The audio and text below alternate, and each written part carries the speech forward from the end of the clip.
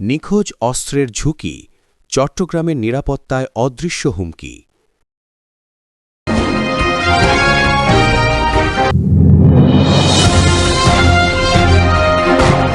২০২৪ সালের ৫ অগাস্টের পটপরিবর্তনের অস্থির সময়ে চট্টগ্রামের বিভিন্ন থানা ও পুলিশ ফাঁড়ি থেকে লুট হওয়া অত্যাধুনিক অস্ত্র এখনও পুরোপুরি উদ্ধার হয়নি, আর এটাই আজ নগর ও জেলার নিরাপত্তার জন্য বড় উদ্বেগের কারণ।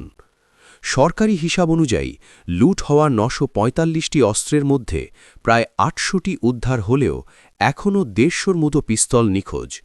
এই অস্ত্রগুলোই ছিনতাই, চাঁদাবাজি ও হত্যার মতো সহিংস অপরাধে ব্যবহৃত হচ্ছে বলে প্রতীয়মান হচ্ছে। সাম্প্রতিক ঘটনাগুলো বিশ্লেষণ করলে দেখা যায়, গ্রেপ্তার হওয়া শীর্ষ সন্ত্রাসীদের কাছ থেকেই উদ্ধার হচ্ছে পুলিশের লুট হওয়া পিস্তল ও এসএমজি। রাউজান, হালিশহর বা নগরের বিভিন্ন এলাকায় উদ্ধার হওয়া অস্ত্রগুলো প্রমাণ করে এগুলো অপরাধ চক্রের হাতে সংগঠিতভাবে পৌঁছে গেছে। ছোট আকার ও সহজ বহনযোগ্যতার কারণে এসব বিদেশি অস্ত্র সন্ত্রাসীদের জন্য আরও কার্যকর হয়ে উঠেছে। এ পরিস্থিতিতে শুধু উদ্ধার অভিযান যথেষ্ট নয়, বরং অস্ত্র লুটের পেছনে নেটওয়ার্ক ও পৃষ্ঠপোষকদের চিহ্নিত করে ভেঙে ফেলা জরুরি। পাশাপাশি গোয়েন্দা তৎপরতা জোরদার, প্রযুক্তি নির্ভর নজরদারি এবং দ্রুত বিচার নিশ্চিত করা সময়ের দাবি। চট্টগ্রাম দেশের একটি গুরুত্বপূর্ণ বন্দর নগরী।